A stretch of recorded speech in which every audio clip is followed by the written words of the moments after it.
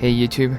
For Christmas, I decided to make a custom lamp for a friend, and all I had was this CAD drawing that I made, and I didn't really know how to make it, so I had to try a few methods. So this is how it went. The first method was to make a piece of flexible wood. So the first step was to mark the groove I wanted to make for the LED strip, and so I started cutting it out using the table saw. Then I used the chisel to locally make the hole larger for the LED receptor for the remote, basically. And then I started making lots of cuts, one every centimeter on the table saw. And then did the same thing in the opposite direction using the bandsaw. I then used parts of the flexible batten to try and make the shape. The first thing I tried was to make a circle, but it was kind of too difficult to hold it together, so I didn't know how I would glue it. So then I tried to do a partial veneering and locally cut the wood to get it ready, that way I could finish the circle later. Now that didn't really work out, so I just simply threw it all away. The second method was to cut some thin veneer strips using the bandsaw, and then I made circles out of it using wood glue, but the end result looked absolutely terrible, so I thought of another method which largely sufficed for this project, and that's what worked in the end. So for the third method, I traced the outline of the lamp in an MDF board manually, and once I was satisfied with the cutting path, I used my bandsaw to cut out the piece of MDF, but it was too small, so I had to use other tools as well. And since I'm a maniac, I also made sure my original board was cut clean for later. Then I was able to really cut the outline with the bandsaw, and also cut the tail of the lamp off for later.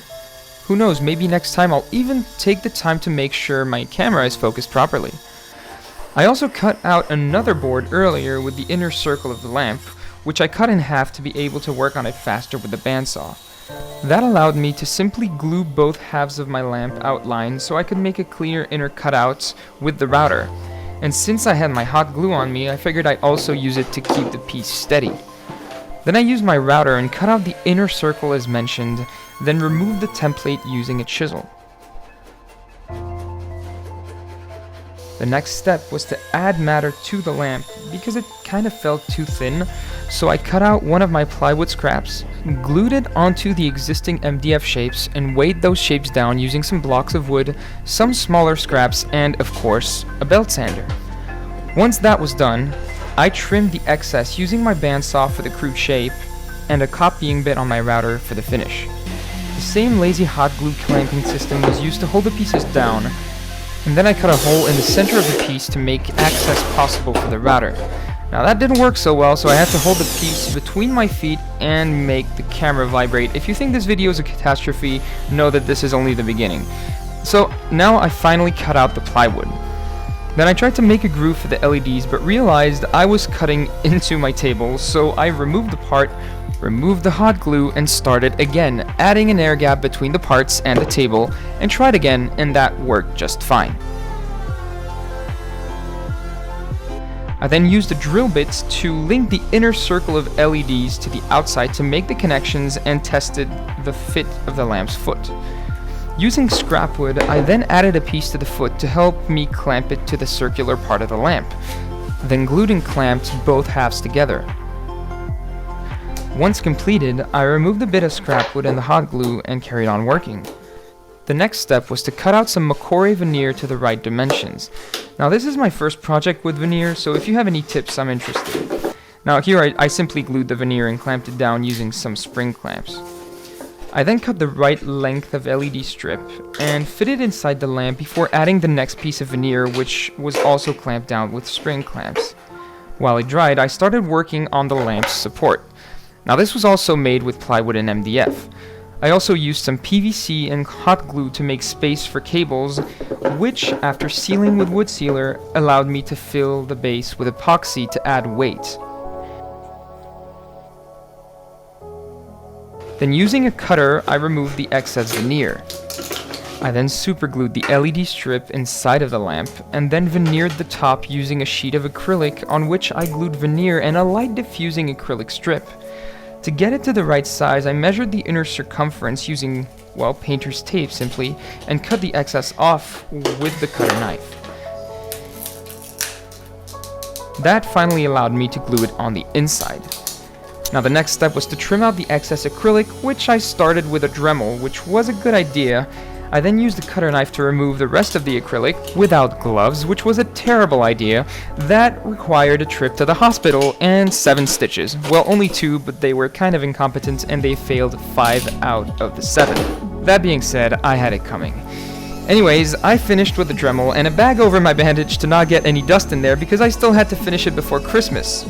Using one hand, I sanded down the epoxy on the base to get better glue adherence and increase the hole size for the cable. I then did some veneering, this time on the main lamp face, which I weighed down with multiple blocks of wood, some sandpaper, some paper towels, and of course my brand new oscillating spindle and belt sander, and some wood glue.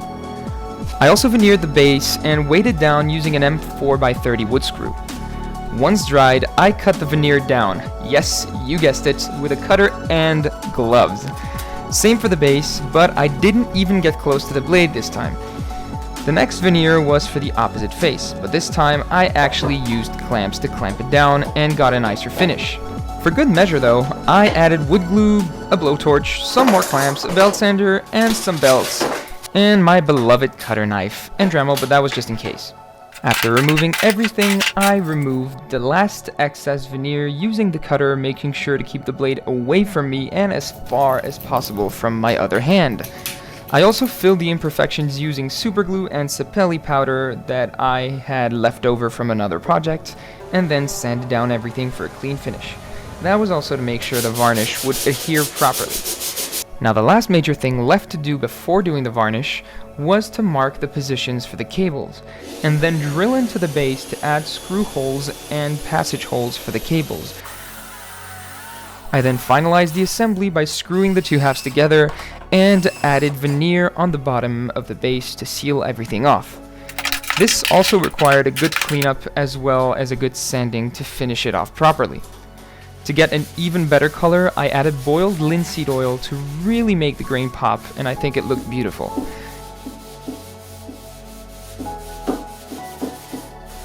So finally, I finished the lamp with an oil-based varnish and it looked fantastic.